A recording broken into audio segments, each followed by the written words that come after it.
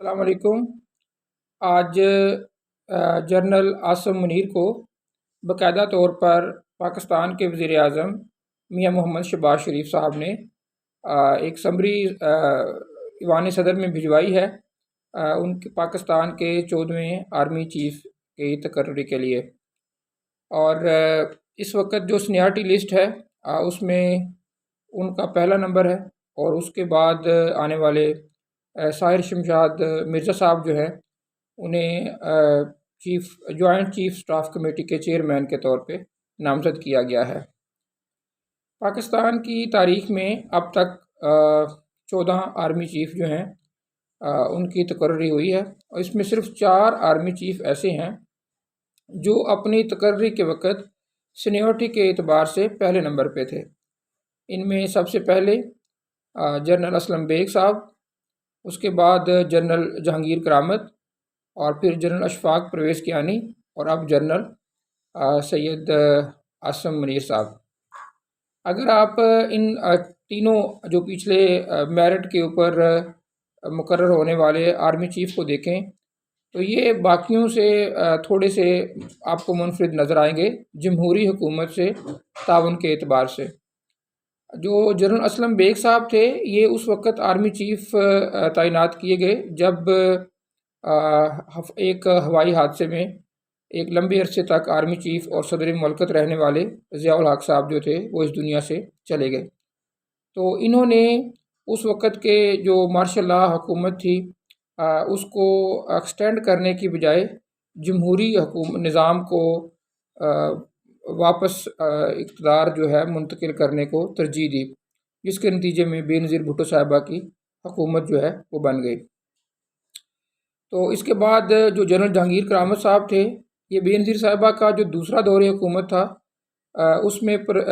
فاروق لغاری صاحب نے انہیں تعینات کیا تھا۔ اور جو نواز شریف صاحب کی دوسری حکومت میں جب نواز شریف صاحب جو تھے ان کے پاس 14ویں ترمیم کے بعد بہت زیادہ اختیارات آ گئے تھے، تو انہوں نے اختیارات میں ایک بیلنس کریٹ کرنے کے لیے جہانگیر کرامت صاحب نے ایک تجویز دی کہ جو بڑی سطح کے جتنے بھی فیصلے ہیں اس میں باقاعدہ طور پہ آرمی کو ایک ادارے کے طور پہ انوالو کیا جائے، اور ایک سپریم نیشنل کونسل کے قیام کی تجویز دی۔ اور اس وقت کی جو جمہوری حکومت تھی اس نے اس تجویز کو پارلیمنٹ سے ایک بڑے ادارے کے طور پہ لیا، اور دونوں جو ادارے تھے اسٹیبلشمنٹ اور پارلیمنٹ اس کے اندر ٹھن گئے۔ جو جہانگیر کرامت صاحب تھے انہوں نے کسی بھی غیر جمہوری اقدام کو اٹھانے کی بجائے یہی مناسب سمجھا کہ وہ استعفیٰ دے کے گھر چلے جائیں، جبکہ جو تیسرے آرمی چیف اشفاق پرویز کیانی صاحب، ان کو پرویز مشرف صاحب نے آرمی چیف تعینات کیا تھا اپنے بعد، اور اس وقت یہ سینیارٹی لسٹ میں پہلے نمبر پر تھے۔ اگر ہم ان کے دور کو بھی دیکھیں تو پیپل پارٹی کے دور حکومت میں یہ آرمی چیف تھے، تو اس دور میں memo gate scandal, Osama bin Laden کی ہلاکت اور ریمنڈ ڈیوس جیسے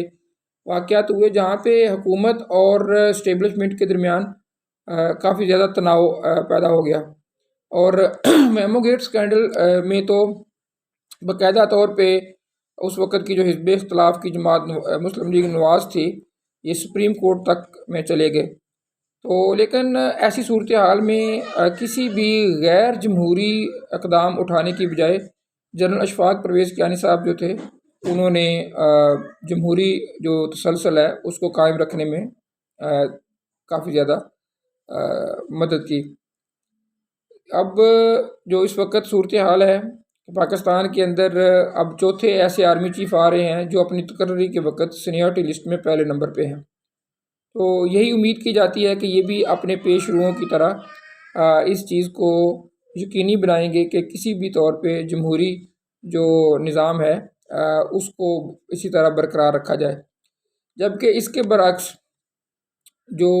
جنرل ایوب خان، جنرل یحییٰ خان، ضیاء الحق اور جنرل مشرف یہ ایسے آرمی چیف تھے جو اپنی تقرری کے وقت کافی زیادہ جونیئرز تھے، اور انہوں نے پھر اس چیز کو فائدہ بھی اٹھایا، اور اس وقت کی جو حکومتیں تھیں انہیں ختم کر کے تو آئین کو بھی انہوں نے معطل کیا اور ایک لمبے عرصے تک حکومتیں بھی کی۔ تو اس وقت عاصم منیر صاحب جو ہیں ان کی تقرری کو لے کے پی ٹی آئی کے بارے میں یہ سوچا جا رہا ہے کہ شاید وہ پی ٹی آئی مخالف ہیں۔ یہ ایک بڑی تنگ نظری پر مبنی تجزیہ ہوگا۔ ہمیں یہ سوچنا چاہیے کہ عاصم منیر صاحب ایک ایسے آرمی چیف ہیں جو اپنی بطور ڈی جی ایس آئی تقرری کے دوران انہوں نے اس وقت کے طاقتور ترین وزیر اعظم، جن کو اس وقت کے آرمی چیف کی مکمل سپورٹ حاصل تھی، انہوں نے ان کی حکومت کے جو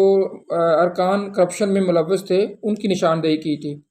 پھر ان کے بارے میں یہ کیسے تصور قائم کیا جا سکتا ہے کہ بطور آرمی چیف وہ کسی بھی ایسی حکومت یا نئی حکومت آنے میں کسی ایسے عنصر کو سپورٹ کر سکتے ہیں جو کرپشن میں یا اس طرح کی سرگرمیوں میں ملوث ہوگا۔ اس لیے ہمیں نیا آرمی چیف صاحب جو ہیں ان کی تقرری کے اوپر یقین رکھنا چاہیے اور اس میں کسی قسم کی بھی کوئی محاذ رائی یا اس چیز کو لٹکانے کی کوشش نہیں کرنی چاہیے۔ اس سے اداروں کا وقار جو ہے وہ مجروح ہوتا ہے۔ شکریہ۔